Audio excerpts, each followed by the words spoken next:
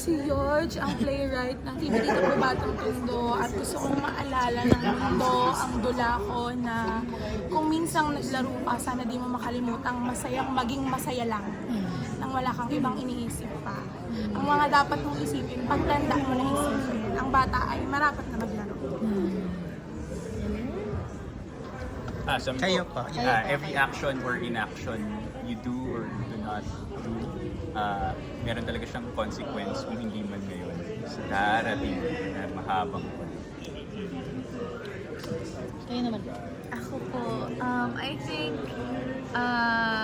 I wanted to be remembered na yung pagmamahal na parang you give, it's a give and take. Parang when you give, may makukuha sa'yo.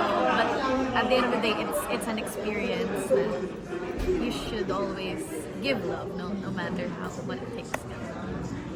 Hello po, ako po si Ade Valenzona, playwright ng Polar Coordinates. So, one thing I want my play to be remembered is the message of we will all find our own way. May iba palaging paraan, hindi palagi dapat ikanto na X at Y. Merong kulot at lambot sa bulaklak, sa pagmamahal.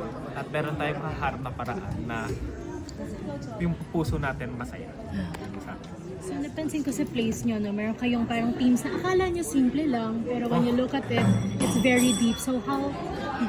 so, kamusta po yung... So, kamusta po yung feeling of telling these stories? Ano pa yung parang natutunan nyo sa sarili nyo in handling these topics? Para sa akin po, ang pinakamasayang bagay na na-discover ko nung ginagawa na namin yung dula, katuwang ng aking director, si Direk Chick, San Agustin de Guzman. Ang sabi niya, ang mga bata ay hindi lang binubuo ng kanilang pamilya at ng kanilang tahanan, kung hindi ng kanyang kapaligiran. Children are growing together with their environment, and hindi ko siya masyadong napag-isipan nung sinusulat ko siya dahil gusto ko lang ikwento ang chismis ng mga kapitbahay namin initially. Tapos habang tumatagal, ganito pa rin kultura namin sa Tondo. Kasi ibang-iba siya paano nakikita ng media. Kasi bakit ako, nakikukwento ko siya ng may politika namang kasama kahit anong mangyari, pero ang pinanggagalingan ko ay puso at saya. Tapos iba siya nakikita ng iba. So, ang mahiwaga niya. I have a question for the four of you because seems to be that parang a group of young individuals kayo, no?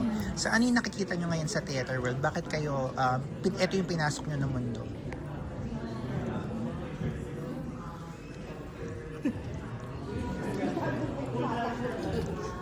Parang ang naisip ko sa tanong na yun is meron po kaming bagong maiaambag, meron po kaming mga bagong kwento na hindi siguro masyadong sanay pa yung mga tao marinig, pero meron po talaga kaming mabibigay na bagong paraan, bagong perspektibo na alam naming may halaga sa mundo na to.